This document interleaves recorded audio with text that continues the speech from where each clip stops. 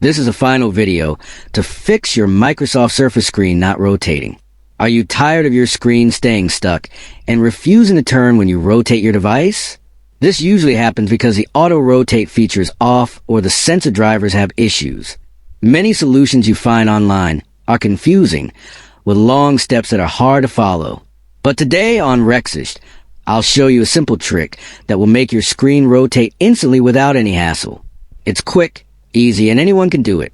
If you want to make a full step-by-step tutorial, comment below, and I'll guide you through it all. Follow this trick, and your Surface will rotate like it should.